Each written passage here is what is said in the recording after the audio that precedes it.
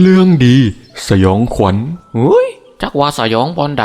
เรื่องนี้มีเนื้อหาที่โคตรซับซ้อนแต่ผมกับพยายามทำความเข้าใจกับมันอยู่คือกันย้อนไปเมื่อหลายทศวรรษก่อนได้มีครอบครัวหนึ่งที่อยู่ในป่าเลิกครอบครัวนี้ก็เป็นครอบครัวที่ยากจนคู่ผัวเมียนี่ก็อยู่นำกันมาหลายปีแล้วล่ะครับจนตอนนี้พวกเขาก็กำลังสิมีลูกนำกันหลังจากที่ผู้เป็นเมียคลอดลูกแล้วผู้เป็นเมียก็ได้สิ้นใจไปเพราะเบื่อขี้หน้าลูกที่เขาได้ลูกชายออกมาโอ้ยจังแม่นมันบ่มานเนาะมักอันนี้เกิดมาปุ๊บแม่ก็ตายปั๊บเฮ็ดให้พ่อนั่นต้องเลี้ยงลูกมาด้วยความยากลำบากเพราะบ่มีนมให้กินปกติพวกเขาก็ลำบากอยู่แล้วนี่ผัดแหงมาลำบากตืมแต่ผู้เป็นพ่อนั่นก็ทนเลี้ยงลูกมาจนใหญ่พอประมาณเพราะว่าคันสิที่มันไปก็สงสารมันล่ะครับพ่อครับแม่ไปซื้อลอตเตอรี่อยู่ไสคือว่าดนแท้นี่ก็ผ่านมาหลายปีแล้วแม่คือยังบ่กลับมาอีกบ่แม่นถูกรางวัลที่1แล้วตนนี้ป้าลูกบ่ลูกเอ้ยแม่เจ้าเขาบ่เป็นคนแบบนั้นดอกบางทีแม่เจ้าไปแล้วอาจสิติดธุระอีหยังบางอย่างก็เป็นได้ก็อย่าเขาต่อลูกก็อยากมีแม่คือหมู่เขาตอนนี้บ่ว่าลูกสิไปทางใดหมู่รุ่นเดียวกันเขาก็ล้อว่าลูกนี่เป็นเด็กกำพร้าบ่มีแม่ลูกชายของเขานั่นยังบ่ฮู้ว่าแม่ของเขานั่นได้สิ้นใจไปแต่ดนแล้วพอนั่นก็พยายามหลอกลูกเขาว่าแม่นั่นยังมีชีวิตอยู่เพื่อบ่อยากให้ลูกนั่นเสียใจจนวันเวลาผ่านไปได้หลายปีพ่อของเขานั่นก็ได้ล้มป่วยเพราะความชราลูกเอ้ยมาหาพ่อบังดูลูกว่าจังไดพ่อลูกเอ้ยพ่อว่าพ่อนี่คงสิอยู่ได้อีกบ่ดนแล้วล่ะรักษาจังไดพ่อก็บ่หายเลยมื้อนี้ที่พ่อเอิ้นลูกมานี่เพื่อสิได้สั่งเสียกับลูกไว้ก่อนที่สิบ่มีโอกาสได้เว้าคือพ่อบ่มีสมบัติหยังให้เจ้าดอกพ่ออยากขอให้เจ้านั่นจงเป็นคนดีเป็นคนซื่อสัตย์อย่าไปเป็นนักเลงอย่าไปเป็นขี้ลักเด้ออยากได้หยังก็หาเอาโดยเหือแหงของตัวเองสุดท้ายนี่พ่อก็อยากขอให้เจ้าเฮ็ดเพื่อพ่อแน่จักเรื่องสิได้บ่ลูกพ่อเว้ามาเลยพ่อลูกเฮ็ดเพื่อพ่อได้ทุกอย่างฟังเด้อลูกหลังจากที่พ่อหมดลมหายใจไปแล้วให้เจ้านำร่างพ่อนี่ไปฝังไว้ในป่าเลิกที่มีต้นไม้ใหญ่หลังจากนั้นให้เจ้านับวันจนกว่าสิถึง3 ปีแล้วเจ้าจงไปขุดเอาหัวกะโหลกพ่อนี่มาไว้อยู่เฮือนแล้วบูชาไว้จนกว่าอายุเจ้าสิฮอด17 ปีถ้าว่าอายุเจ้าฮอด17 ปีแล้วให้เจ้านำสายสิญจน์มามัดใส่หัวกะโหลกพ่อแล้วลากไปทางทิศเหนือถ้าว่าหัวกะโหลกพ่อนี่ไปติดหรือลูกลากบ่ไปแล้วให้เจ้าหยุดอยู่บนนั้นแล้วให้เจ้าเฮ็ดกับดักเพื่อดักสัตว์อยู่บนนั้นถ้าหากว่ามีสัตว์ตัวใดมาติดกับดักของเจ้าจงเอาสัตว์ตัวนั้นมาเลี้ยงดูและดูแลให้ความสำคัญเขาซ้ำคนในครอบครัวของเจ้าจงจำไว้เด้อลูกเจ้าจงเห็นให้ได้นี่เป็นเรื่องสำคัญหลายที่พ่ออยากฝากเจ้าไว้ครับพ่อลูกสิเฮ็ดตามพ่อบอกทุกอย่างหลังจากที่สั่งลาลูกไปแล้วหลายมื้อต่อมาพ่อก็ได้สิ้นใจไปและผู้เป็นลูกนั่นก็ได้เฮ็ดตามที่พ่อบอกทุกอย่างถึงว่าเขานั่นสิบ่เข้าใจในเรื่องที่พ่อบอกก็ตามหลังจากนั้นวันเวลาก็ได้ผ่านไป3 ปีเต็มผู้เป็นลูกนั่นก็ได้ไปขุดเอากะโหลกของพ่อ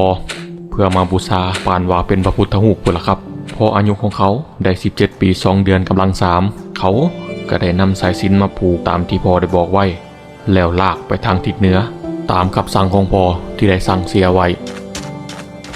พ่อนี่ก็เนาะจักแม่นในเฮ็ดอีหยังแบบนี้จักพิธีกรรมอีหยังของเพิ่นดอกแล้วมันสิไปติดหยังล่ะลากไปแบบนี้พ่อนี่ก็ได้เนาะนั่นล่ะครับพอแต่เขาเว้าสุดกะโหลกของพ่อเขานั่นก็คล้ายว่าไปติดอีหยังบางอย่างจนปั้นนั่นลากไปบ่ได้แล้วเขาจึงได้หางกับดักไว้ถ้าดักสัตว์บ่แต่สัตว์ในไสล่ะสิมาติดนะผมก็ยังคิดบ่ออกเลยล่ะครับพอเช้าวันถัดไปเขาก็ได้ไปจอบเบิ่งกับดักของเขาที่ได้วางไว้ก่อนหน้านี้แต่ก็บ่น่าเชื่อล่ะครับเพราะได้มีสัตว์ตัวหนึ่งมาติดกับดักของเขาแรกๆผมก็คิดว่าสัตว์นี่มันคงตาบอดอย่างแน่นอนบัดได้แท้มันเป็นสัตว์ที่แปลกแถมยังมีดวงตาอีก5 ดวงแล้วก็ยังมีหูอีก4 หูโอ้มันคือแปลกแต่ละเนาะแต่ผมก็ยังงงคือกันว่ามันคือมาติดกับดักงงๆของมักอันนี้ได้บอกได้เลยว่าพอเห็นก็อึ้งขนาดผมก็ยังอึ้งเลยอ้าวมีสัตว์มาติดเฉยว่ะแปลกเว้ยบ่น่าเชื่อคันสั่นเจ้าก็ไปอยู่น้ำข่อยซะข่อยสิเลี้ยงดูเจ้าเป็นอย่างดีเลยเอากินข้าวกินน้ำสักก่อนเดี๋ยวสิหิวแต่บ่ว่าเขาสิพยายามเอาหยังให้กินสัตว์ตัวนี้ก็บ่ยอมกินหยังทั้งนั้นเอาแล้วเจ้าอยากกินหยังล่ะอีหยังก็บ่กินหรือว่าเจ้าอยากกินหมูกระทะบ่เกรงว่าจะไม่ได้นะเพราะกูก็อยากเหมือนกันแต่กูไม่มีตังค์ซื้อไง สิหาหยังล่ะมาให้เจ้ากินบัดนี่คันเจ้าบ่ยอมกินอีหยังแบบนี้ข่อยก็จนปัญญาแล้วคือกันล่ะคันเจ้าบ่ยอมกินหยังเลยเกรงว่าเจ้าคงสิอยู่ได้อีกบ่ดนนะปั้นนั่นก็อุกอังทางใจพอสัตว์เลี้ยงของเขานั่นบ่ยอมกินหยังเลยว่าเขาสิเอาน้ำเอาพักเอาเนื้อให้กินมันก็บ่ยอมกินหยังทั้งนั้นเขานั่นเกิดเป็นห่วงสัตว์ตัวนี้เพราะยานมันเป็นหยังไปซะก่อนโอ้ยแจ้งแล้วตัวนี่หาหนึ่งเขาหนึ่งน้ำก่อนแม่เป็นไดล่ะเจ้าแมวน้อยโอ้เจ้าบ่ยอมกินหยังเลยบ่นี่ก็หลายมื้อแล้วเด้หรือว่าเจ้ากินฮอดครอบครัวของเจ้าบ่จังบ่ยอมกินหยังนี่ขั้นสั้นข่อยสิปล่อยเจ้าไปให้ไปหาครอบครัวของเจ้าเด้อข่อยบ่อยากทรมานเจ้าอีกแล้วจากนั้นเขาก็ได้แกะเสือกที่มัดแมวตัวนั้นออกเพื่อให้มันนั่นแล่นเข้าป่าไปอย่างเดิมเพราะเขาคิดว่ามันคงสิคิดถึงเพื่อนฝูงของมันจนบ่ยอมกินอาหารแต่หลังจากที่เขาแกะมัดแล้วแมวตัวนั้นก็บ่ยอมไปไสได้ครับมันเอาแต่นั่งซึ้งและก็จ้องมองไปที่เตาไฟปั้นจึงคิดได้ว่ามันคงสิบ่มีแห้งอย่างแน่นอนโอ้เจ้าคงสิบ่มีแห้งที่บ่ได้กินหยังมาหลายมื้อคันสั่นเจ้านั่งพักก่อนก็ได้ข่อยนึ่งข้าวซะก่อนในขณะนั้นเองปั่นก็ได้เฮ็ดก่อนทานตกเมื่อแมวมันได้เห็นแนวนั้นมันจึงได้โดดเข้าไปกินก่อนทานนั้นด้วยความไวแสงเมื่อปั่นเห็นแนวนั้นเขาจึงได้เกิดความตกใจและกระสตันไป3 ปีเฮ้ยมาโคโซกอันนี้มันก็เกินไปกะยาและนั่นมันเรื่องของกูหลังจากที่แมวตัวนั้นได้กินก่อนทานไปได้บ่ดนมันก็ได้ทายออกมาเป็นก้อนทองคำมันแห่งเฮ็ดให้ปั้นนั่นมึนงงคูณ2รวมทั้งผมนั่นล่ะครับพอแต่เกิดแต่คานมาก็บ่เคยเห็นจักเทื่อหรอกครับแมวทายเป็นทองนั่นล่ะครับเมื่อปั้นได้เห็นปั้นก็ทั้งตกใจและก็ทั้งดีใจแต่มันก็ยังบ่เชื่อได้ครับปั้นจึงได้จับเอาขี้แมวที่กลายเป็นทองนั่นมาดมเบิงว่าแต่มันคือบ่ซิมเบิงพร้อมวะหลังจากที่เขาพิสูจน์แล้วเขาจึงมั่นใจได้ว่านี่คือทองแท้ที่เฮ็ดมาจากขี้บริสุทธิ์แต่เขาก็ยังเกิดความสงสัยอีกล่ะครับว่ามันเป็นไปได้แนวใดเขาจึงโยนก้อนทานนั่นไปให้แมวตัวนั้นกินอีกรอบนั่นล่ะครับเมื่อแมวได้กินทานไปมันก็ได้ทายออกมาเป็นทองคำอีหลีแปลกดีเว้ยเฮาเอาเขาเอาน้ำให้กินมันบ่กินมันผัดมากินทานไฟนี่เนาะแถมยังทายออกมาเป็นทองให้เฮาอีกบ้าดีเว้ยคันว่าทองนี่ขายได้เฮาก็คือสิมีเงินจนได้เป็นเศรษฐีพุ่นแหละหรือว่านี่คือสิ่งที่พ่ออยากมอบให้เฮาว่าแต่สิเอาไปขายไสล่ะแต่กะยาเถาะอยู่แบบนี้ก็สบายอยู่แล้วมีทองไปก็บ่ฮู้บ่อนขายด้วยความที่เขานั้นบ่ฮู้เรื่องการค้าเขาเลยบ่ได้ใส่ใจว่าทองคำนี้มีมูลค่าส่ำใดวันเวลาก็ได้ผ่านไปเรื่อยๆทองที่แมวตัวนั้นทายออกมาให้กำปั้นนั่นมันก็หลายขึ้นจนแทบสิล้นบ้านของเขาไปแล้วแต่เขาก็บ่ฮู้ว่าสิเก็บทองนี้ไว้ในไสเขาจึงนำทองทั้งหมดนั่นไปฝังไว้ใต้ดินจากนั้นก็ได้กล่าวถึงวังหลวงที่อยู่บ่ไกลจากหมู่บ้านของปั้นซึ่งพญานี่ก็มีลูกสาวอยู่1 คนซึ่งลูกสาวพญานี่ก็มีหน้าตาอันเซ็กซี่บ่ว่าชายหนุ่มใดที่ได้เห็นก็ถึกตาต้องใจอยากจะได้จับจองเป็นเจ้าของยกเว้นครูบาอยู่วัดนี่ลูกสาวเฮาก็มีอายุพอสิแต่งงานมีคู่ครองได้แล้วได้นี่ทหารเจ้าจงประกาศออกไปว่าลูกสาวเฮาต้องการมีคู่ครอง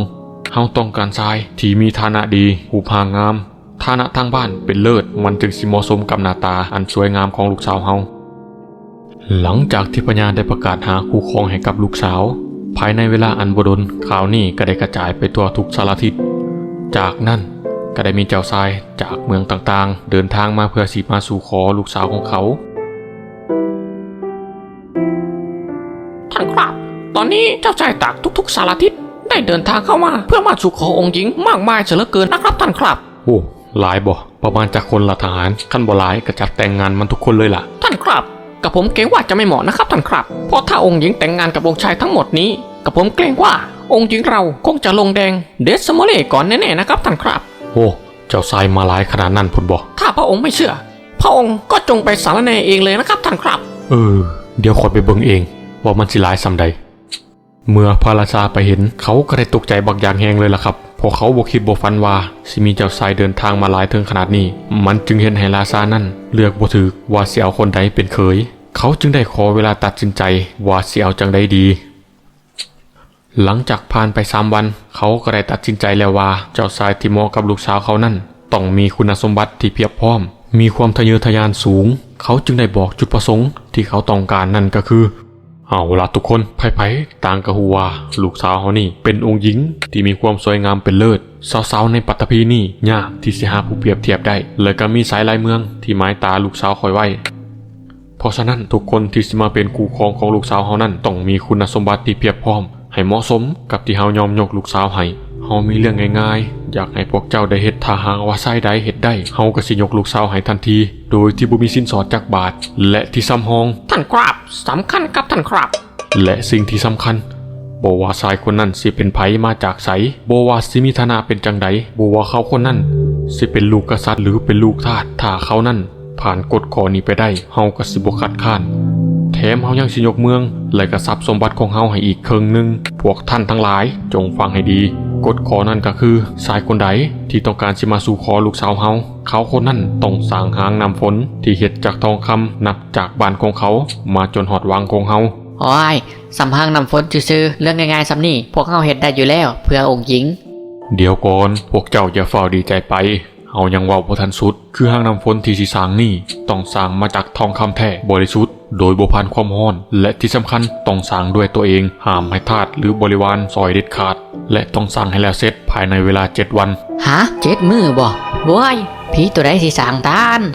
นั่นล่ะครับพญานี่ยกกฎข้อนี้ขึ้นมาก็เพราะฮู้ว่าคงบ่มีไผสามารถเฮ็ดได้อย่างแน่นอนเขาตั้งกฎข้อนี้ขึ้นมาก็เพื่อว่าเป็นข้ออ้างให้องค์ชายทุกเมืองนั้นยอมแพ้แล้วกลับไปซะก่อนและเขาก็หวังในใจอยู่ว่าต้องมีองค์ชายจักองค์ที่ยอมรับข้อเสนอของเขาและชายคนนั้นแหละที่เหมาะสมกับลูกสาวเขาที่สุดแต่ก็เกินคาดครับเพราะองค์ชายทุกเมืองนั้นต่างกับพากันกลับเมืองไปจนหมดเพราะรับข้อเสนอของพญานั้นบ่ได้หลังจากนั้นวันเวลาก็ได้ผ่านไปหลายมื้อก็ยังบ่มีองค์ชายจากเมืองใดที่สิลงมือเฮ็ดตามข้อเสนอของพญาเลยทางพญาจึงได้คิดว่าถ้าเกิดเป็นแบบนี้ต่อไปลูกสาวของเขาคงสิบ่มีคู่ครองอย่างแน่นอนแต่ถ้าหากว่าเขาสิเปลี่ยนวาจาก็คงสิบ่ได้อีกละครับเพราะได้ลั่นไปแล้วคันสิเปลี่ยนคำก็ย่านถึกนินทาได้เขาจึงได้คิดแผนใหม่และก็สั่งให้ทหารไปประกาศใหม่ว่าถ้าหากชายใดที่มีจุดประสงค์สิสร้างหางน้ำฝนนั้นสามารถให้สร้างและบริวารเฮ็ดซอยได้และเวลาที่สร้างนั้นก็เพิ่มจาก7 วันเป็น3 เดือนเมื่อพระราชาประกาศไปแล้วแต่ก็ยังบ่มีชายใดมาเฮ็ดตามข้อเสนอของพระราชาเลยจนมีมื้อหนึ่งเรื่องมันได้ไปถึงกำปั้น